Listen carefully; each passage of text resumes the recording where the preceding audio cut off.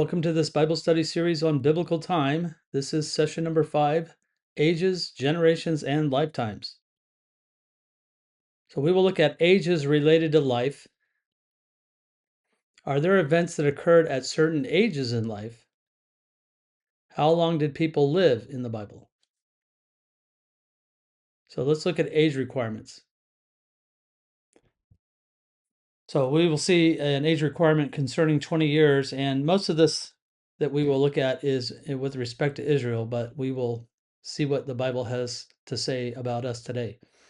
Exodus 30, 11-16. And the Lord spake unto Moses, saying, When thou takest the sum of the children of Israel after their number, then shall they give every man a ransom for his soul unto the Lord, when thou numberest them, that there be no plague among them, when thou numberest them. This they shall give every one that passeth among them that are numbered, half a shekel after the shekel of the sanctuary. A shekel is 20 gerahs, and half a shekel shall be the offering of the Lord. Every one that passeth among them that are numbered from 20 years old and above shall give an offering unto the Lord. The rich shall not give more, the poor shall not give less than half a shekel, when they give an offering unto the Lord to make an atonement for your souls. And thou shalt take the atonement money of the children of Israel, and shalt appoint it for the service of the tabernacle of the congregation, that it may be a memorial unto the children of Israel before the Lord, to make an atonement for your souls. So the main point here is that at 20 years old, someone becomes accountable for their souls, and they have to make an atonement, because obviously we're all sinners. So that 20 years will be important for us to understand.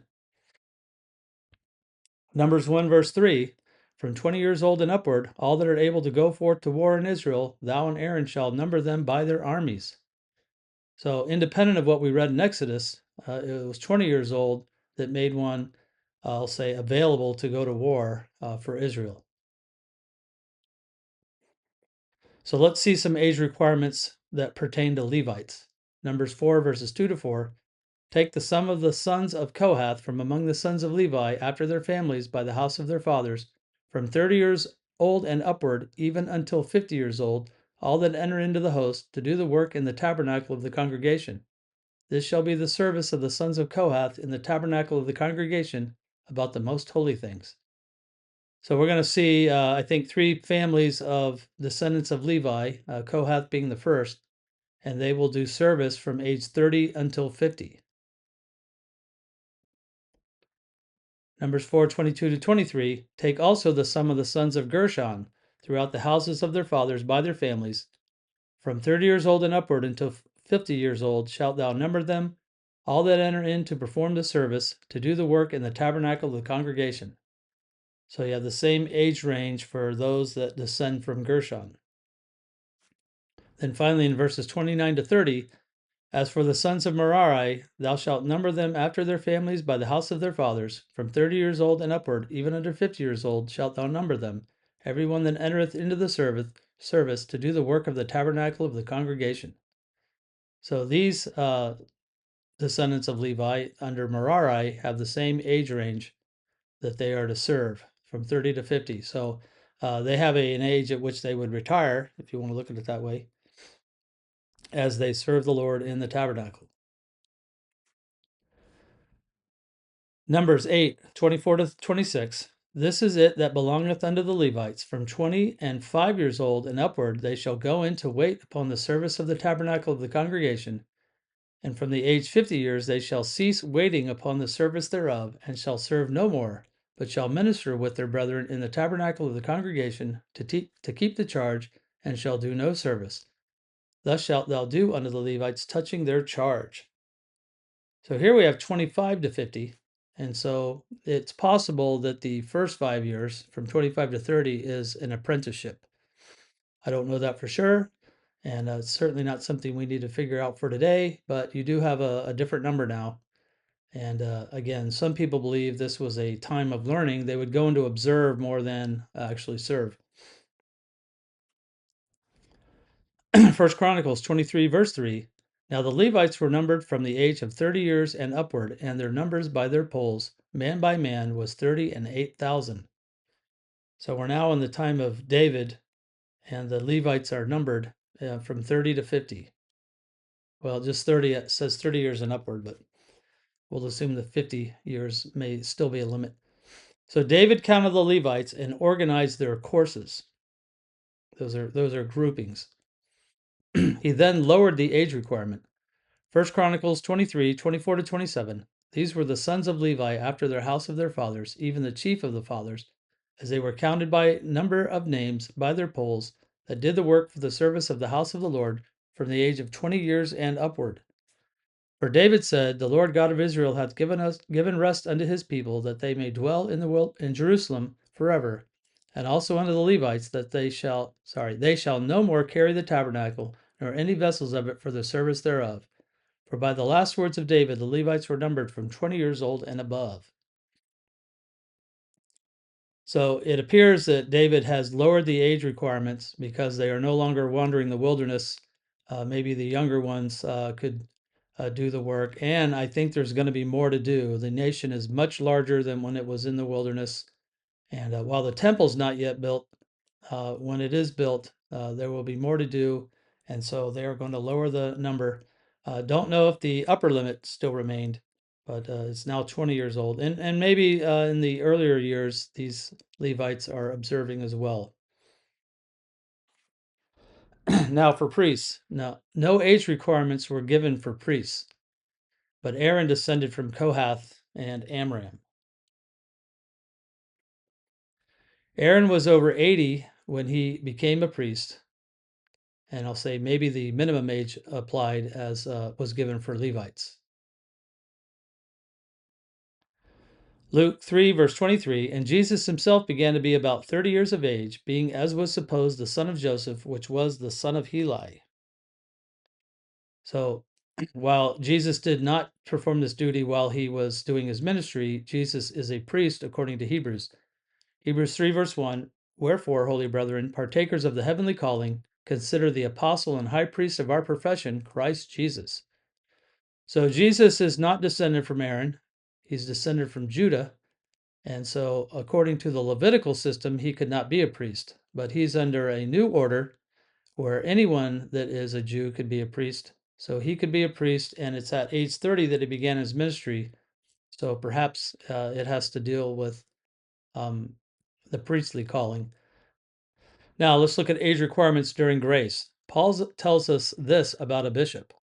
1 Timothy 3, verse 6, not a novice, lest being lifted up with pride he fall into the condemnation of the devil. So we have no mention of a strict age here, but the point is that maturity doesn't necessarily come with age for Christians, because someone could get saved late in life and they didn't know much about the scriptures. So a Gentile might not have the right foundation to give an age. It comes with maturity. So not a novice, someone that's newly saved. A bishop needs to be older and wiser. Now let's look at the age of accountability, which is something people talk about today, and we need to understand if the Bible gives us any explicit details on this matter. So at what age is a child accountable to God for sin? We saw what it said for Israel. Churches often teach an age of about 5 to 8. Now, I won't say that like I've done some type of survey, but you'll hear people talk about ages like this. Likewise, they teach that children can be saved at this age. Yet, many young Christians profess atheism once in college. So you might ask, were they really saved? So children often grow up in church. It's not clear whether or not they're saved, and then they live a life of an unbeliever as they become an adult. So does the Bible give us an age, and what makes the child accountable? Are children saved by default? So we'll address that last thing here. So many refer to 2 Samuel 12, 15 to 23. I'll only read the last verse of that passage. But now he is dead, wherefore should I fast? Can I bring him back again? I shall go to him, but he shall not return to me. So this is concerning David and his son, born from Bathsheba, and God takes the child's life. But David is saying that after death, he will join his child in paradise. Not saying that explicitly, but that's what he's implying. David will go to him, and David we would see as a saved man, and so he will join his child when David dies. So David is saved. He's implying that his son is also. So this was before Jesus' death on the cross, but it was still true, or is still true. So even though Jesus hadn't paid the penalty for sin, God knew that he would. And so children were not accountable. And the question is, when did they become accountable? So we might think that this child is too young to sin, and we tend to think about older children, but we need to understand what God says about sin. So we should view ourselves as being condemned by default. So we are actually condemned before birth. Psalms 51, verse 5, Behold, I was shapen in iniquity, and in sin did my mother conceive me. Now, this doesn't mean that someone's mother is, living in adultery or something like that. It just means you're born after Adam, and you're born in sin as a sinner. Job 15, verse 14, What is man that he should be clean? And he which is born of a woman, that he should be righteous. So you're not righteous by default, you're condemned by default. But God will just say that you're not accountable, and that's what we want to understand. Ephesians 2, verse 3, Among whom also we had our conversation in times past in the lust of our flesh, fulfilling the desires of the flesh and of the mind, and were by nature the children of wrath, even as others. So we shouldn't view children as justified. Otherwise, they'd lose that salvation. Romans 5, verse 12, Wherefore, as by one man sin entered into the world, and death by sin, so death passed upon all men, for that all have sinned. And this would include a child. 1 Corinthians 15, verse 22, For as in Adam all die, even so in Christ shall all be made alive. So let's go back to in the beginning. Adam and woman, or Eve, were innocent. Once Adam sinned, both knew good and evil. Genesis 3, verses 6 to 7. And when the woman saw that the tree was good for food, and that it was pleasant to the eyes, and a tree to be desired to make one wise, she took of the fruit thereof and did eat, and gave also unto her husband with her, and he did eat. And the eyes of them both were opened, and they knew that they were naked, and they sewed fig leaves together and made themselves aprons. So when they disobeyed, sin and death entered into the world, and they now knew good and evil. Genesis 3, verse 22, And the Lord God said, Behold, the man is become as one of us, to know good and evil. And now lest he put forth his hand, and take also of the tree of life, and eat and live forever. So, just as an aside, God is speaking to the angels here, not the Trinity as people teach. He's not talking to himself. It's the angels who are gods, and they know good and evil. And now man has joined them. He's gone from innocence to accountable. So, what brings accountability? We're touching on it. Isaiah 7, verse 14 to 16. Therefore, the Lord himself shall give you a sign. Behold, a virgin shall conceive and bear a son, and shall call his name Emmanuel. Butter and honey shall he eat, that he may know to refuse the evil and choose the good. For before the child shall know to refuse the evil and choose the good, the land that thou abhorrest shall be forsaken of both her kings. So we won't get on the end of that last verse, but Jesus, who's to come, his name will be Emmanuel, he's going to learn to refuse the evil and choose the good. So it says for before, so there's a time when there is no accountability. Hebrews 5:13 to 14, For everyone that useth milk is unskillful in the word of righteousness, for he is a babe. But strong meat belongeth to them that are of full age, even those who by reason of use have their senses exercised to discern both good and evil. So again, we have a concept here that we're understanding. The question is, when is full age? So let's see the full age. Numbers 14, 2 to 3. And all the children of Israel murmured against Moses and against Aaron, and the whole congregation said unto them, Would God that we had died in the land of Egypt, And would God that we had died in the wilderness, and wherefore hath the Lord brought us unto this land to fall by the sword, that our wives and our children should be prey? Were it not better for us to return to Egypt? So continuing further down in that chapter, 28 to 31, say unto them, as truly as I live, saith the Lord, as ye have spoken in mine ears, so will I do to you. Your carcasses shall fall in this wilderness, and all that were numbered of you, according to your whole number, from 20 years old and upward, which have murmured against me. Doubtless ye shall not come into the land, concerning which I swear to make you dwell therein, save Caleb the son of Jephunneh, and Joshua the son of Nun. But your little ones, which ye said should be a prey, them will I bring in, for they shall know the land which ye have despised. Then Deuteronomy 1, verse 39 gives us a little bit more information on this. Moreover, your little ones, which ye said should be a prey, and your children, which in that day had no knowledge between good and evil, they shall go in thither, and unto them will I give it, and they shall possess it. So God says that the children don't know good and evil. You can say that's innocence until they come to be 20 years, as we saw in Exodus and in this event in Numbers.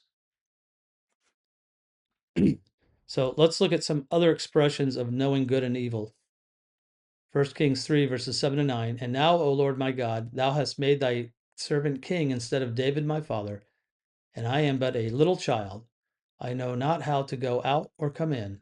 And thy servant is in the midst of thy people, which thou hast chosen, a great people that cannot be numbered nor counted for multitude. Give therefore thy servant an understanding heart to judge thy people, that I may discern both good and bad. For who is able to judge this thy so great a people? So this is Solomon, and I'm not quite sure when he started to reign, but he's asking for a better understanding of good and bad, he says, but good and evil can think the same thing. He says he's but a child, so maybe he's not of age as he makes this prayer. Jonah 4, verse 11, and should not I spare Nineveh, that great city wherein are more than 60,000 persons that cannot discern between their right hand and their left hand, and also much cattle. So discerning between their right hand and their left hand, I don't think this is just people that are confused. I think it's a reference to children that don't know any better. So knowledge is part of the transition to full age. So education is a factor. Parents should focus on a child's foundation. Proverbs 22, verse 6. Train up a child in the way he should go, and when he is old, he will not depart from it. Now, this was particularly applicable to Israel, which had a law covenant. But we can use this today to say a child needs to be educated on right and wrong so he can understand sin and needing a savior.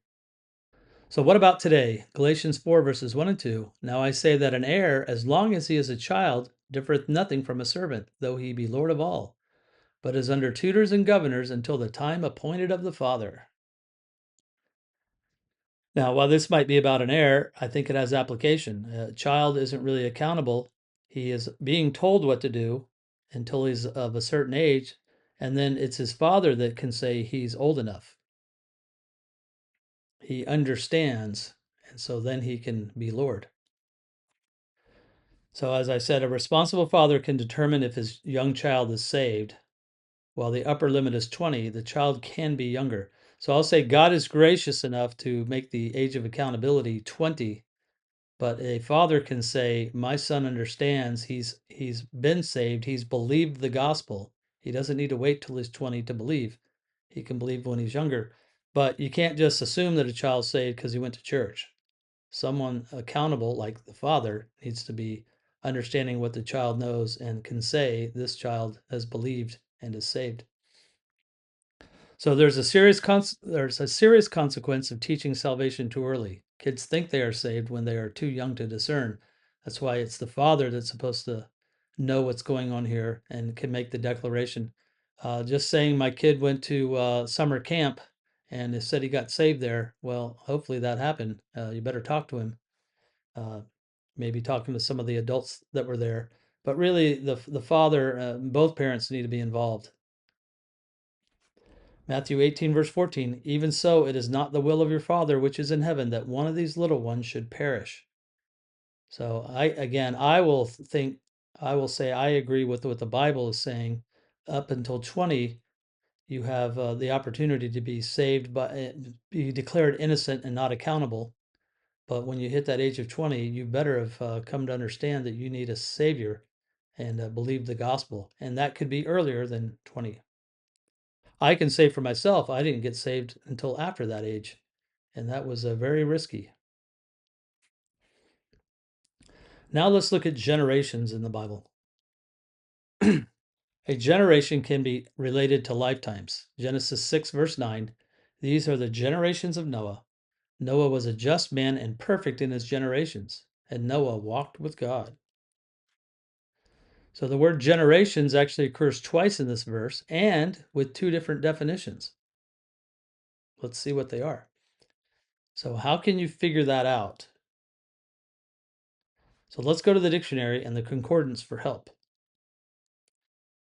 So, here are the definitions for generation. This comes from the 1828 Webster's Dictionary. Number one, production formation as a generation of sounds or of curves or equations. And I'll say, while the word can mean that, that's not the definition that we want. This has nothing to do with age or time. Number two, a single succession of natural descent as the children of the same parents, hence an age. Thus, we'd say the third, the fourth, or the 10th generation. So that sounds like one of interest. Three, the people of the same period or living at the same time. That sounds like it could have some application. Four, genealogy, the series of children or descendants from the same stock. Number five, a family, a race. Number six, progeny or offspring. So let's see if we can figure out if either of these or any of these apply to what we read in Genesis. So we said not all of these involve time. Certainly number one does not. A lineage isn't really time, but a lineage occurs over time. So we'll say it's somewhat related. Now, when you're still not sure, this is where a concordance can help you. And this is a little bit more advanced. So you may not be familiar with this, but if we go and look at the two words that are translated as generations, the first one where it says, these are the generations of Noah, this comes from a certain Hebrew word, and we don't care what the Hebrew word is. We just want to know what the concordance says. So we'll call this H8435. And it says from H3205, a different word in Hebrew, plural only, descent, i.e., family, figuratively history, birth, generations. So the first generations in Genesis 6:9 talks about descent.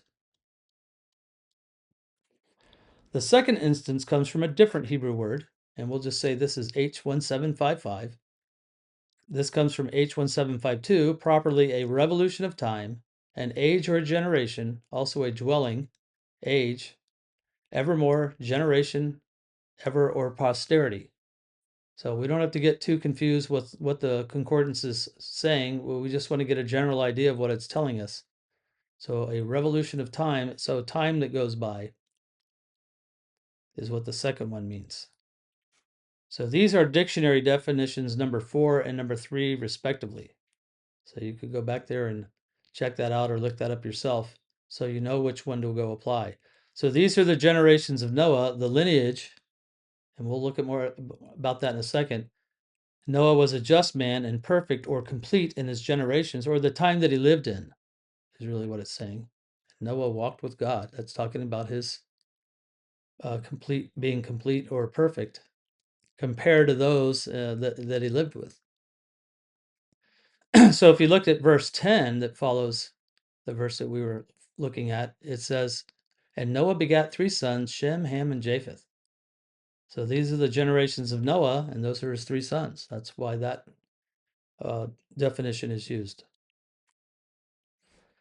If you get into chapter 10, you'll find the same definition used. So Genesis 10, verse 1, now these are the generations of the sons of Noah, Shem, Ham, and Japheth, and unto them were sons born after the flood. Down in verse 32, these are the families of the sons of Noah after their generations in their nations, and by these were the nations divided in the earth after the flood. So this is that word talking about descendants. Matthew 1, verse 17. So all the generations from Abraham to David are 14 generations. And from David until the carrying away into Babylon are 14 generations. From the carrying away into Babylon and to Christ are 14 generations. So you're talking about lineage here, or succession of children. So now let's see when generation means those living concurrently. Ecclesiastes 1 verse 4. One generation passeth away, and another generation cometh, but the earth abideth forever. So the way the mortality of man works is people are born and they live and they die, and then while they were alive, they had children, and those children grow up, they live and they die, but they had children, and so you have these generations or successions of children, and the ones living together can be viewed as a generation. We say my generation, believes such and such. And that's the way we use it today. Proverbs 30, 11 to 14. There is a generation that curseth the father and doth not bless their mother. There is a generation that are pure in their own eyes, and yet is not washed from their filthiness. There is a generation, oh, how lofty are their eyes, and their eyelids are lifted up. There is a generation whose teeth are as swords, and their jaw teeth as knives, to devour the poor from off the earth, and the needy from among them. So this is a rather nasty generation being talked of in Proverbs, but nonetheless, there is a group of people of let's just say a kind of an age range that grew up together and learned the same things, just like you have happened today. The generation today has a phone in their youth. The two generations back, they did not. So that you should understand that it's similar to the way we use the word today. Psalms 109, verse 13, let his posterity be cut off, and in the generation following, let their name be blotted out. Numbers 32, 11 to 13, surely none of the men that came up out of Egypt from 20 years old and upward shall see the land which I swear unto Abraham, unto Isaac, and unto Jacob, because they have not wholly followed me, save Caleb the son of Jephunneh, the Kenizzite, and Joshua the son of Nun, for they have wholly followed the Lord. And the Lord's anger was kindled against Israel, and he made them wander in the wilderness 40 years, until all the generation that had done evil in the sight of the Lord was consumed. So there's a generation, or I'll say a group of adults here that lived at the same time. And God saw that a period of time went by of 40 years such that they all died. Psalms 95, verse 10, 40 years long was I grieved with this generation, and said, it is a people that do err in their heart, and they have not known my ways. They're talking about the same thing here. So in the Bible, a generation can be a 40-year period. I'll say it's used prophetically as a type. Certainly a generation can vary, but God uses it from the story to imply a period of time for some prophecy. And here's where it occurs. Matthew 24, verse 34, verily I say unto you, this generation shall not pass till all these things be fulfilled. So the people living at that time as a generation, not an individual, but as a group of people, they would not die until these things were fulfilled, and that would be that would happen within 40 years, very likely.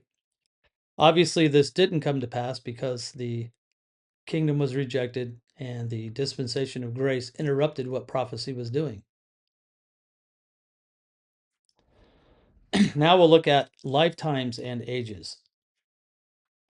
So man is mortal and will die, as we see here in Romans 5, verse 12. Wherefore, as by one man sin entered into the world, and death by sin, so death passed upon all men, for that all have sinned. Hebrews 9, verse 27.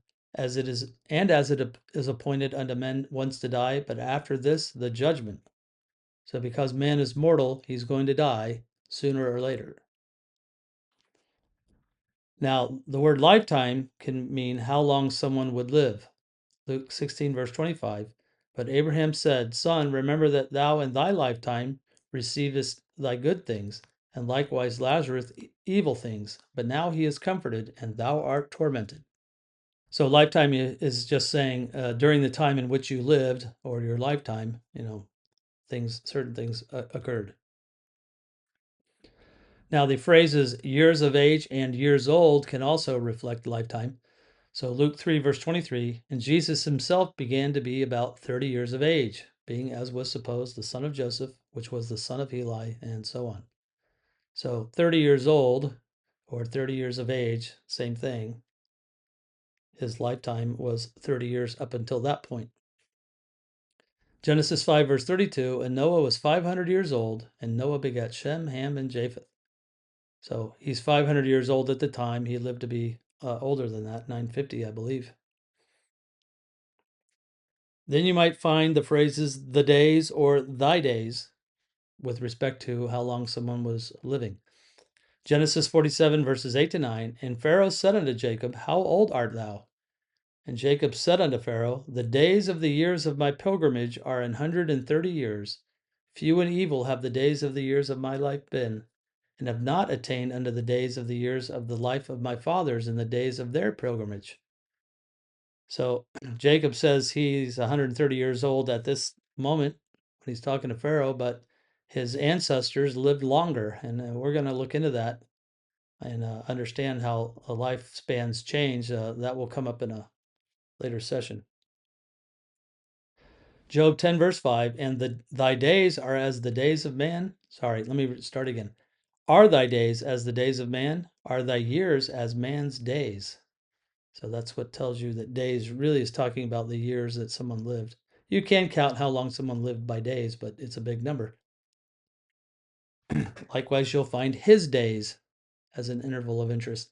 Genesis 6, verse 3, and the Lord said, my spirit shall not always strive with man, for that he also is flesh, yet his days shall be 120 years.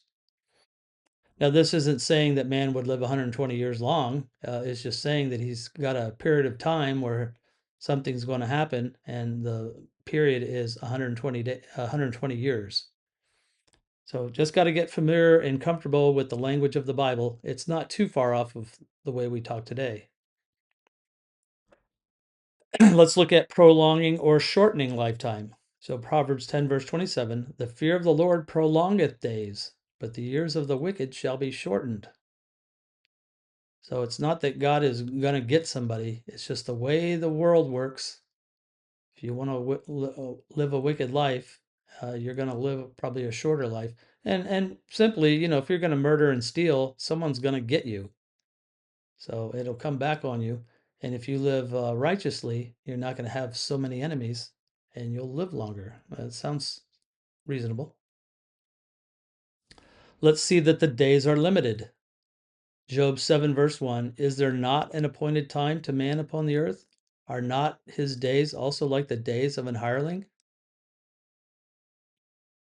Job 14, verses 1 to 5, man that is born of woman is of few days and full of trouble.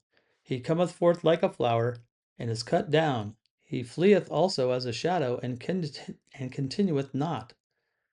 And dost thou open thine eyes upon such an one, and bringest me into judgment with thee? Who can bring a clean thing out of an unclean? Not one.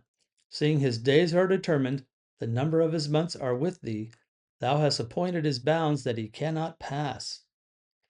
Now, we shouldn't view this as God determined in advance how long you would live. Calvinism is not true.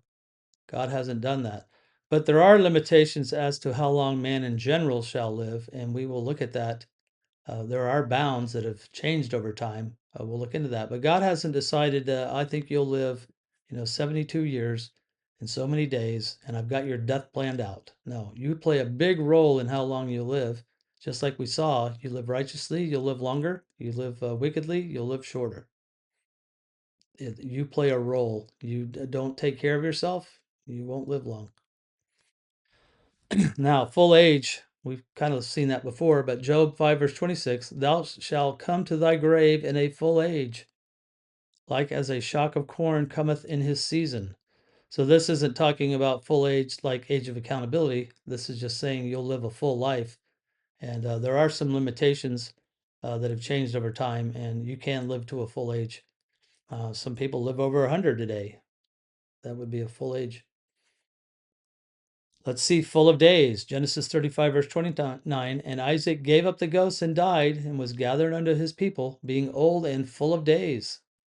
And his sons Esau and Jacob buried him. So he lived to a full age. He was full of days. Job 42, verse 16 to 17. After this, Job lived 140 years and saw his sons and his sons' sons, even 4 generations. So Job died being old and full of days.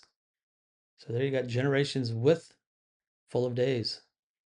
First Chronicles 23, verse 1. So when David was old and full of days, he made Solomon his son king over Israel. First Chronicles 29, verse 28. And he died in a good old age, full of days, riches and honor, and Solomon his son reigned in his stead. Psalms 39, 4 to 5. Lord, make me to know mine end and the measure of my days, what it is, that I may know how frail I am. Behold, thou hast made my days as an handbreadth, and mine age is nothing before thee. Verily, every man at his best state is altogether vanity. Selah. So I had a few different expressions in that couple verses. First Chronicles 17, verse 11. And it shall come to pass, when thy days be expired, that thou must go to be with thy fathers, that I will raise up thy seed after thee, which shall be of thy sons, and I will establish his kingdom. So thy days be expired. So let's look a bit more at lengthening the days. Deuteronomy 5, verse 16. Honor thy father and thy mother, as the Lord thy God hath commanded thee, that thy days may be prolonged, and that it may go well with thee in the land which the Lord thy God giveth thee. Deuteronomy 25, verse 15. But thou shalt have a perfect and just weight, a perfect and just measure shalt thou have, that thy days may be lengthened in the land which the Lord thy God giveth thee. So whether God has direct input to that or not, I don't really know. But the point is, if you're going to be ripping people off, sooner or later, somebody's going to come and get you. It may be that your life is shortened because someone killed you. So I don't know how that would play out, but the scripture says, do the right thing and you'll live longer. Proverbs 3, verses 1 and 2. My son, forget not my law, but let thine heart keep my commandments. For length of days and long life and peace shall they add to thee.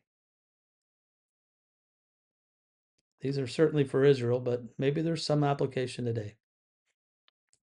Proverbs 9, 10 to 11. The fear of the Lord is the beginning of wisdom, and the knowledge of the holy is understanding. For by me thy days shall be multiplied, and the years of thy life shall be increased. 1 Kings 3, verse 14. And if thou wilt walk in my ways to keep my statutes and my commandments, as thy father David did walk, then I will lengthen thy days.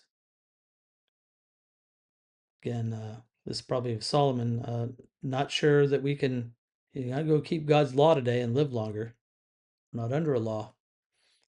Isaiah 38, verse 5. Go and say to Hezekiah, Thus saith the Lord, the God of David thy father, I have heard thy prayer, I have seen thy tears. Behold, I will add unto thy days 15 years.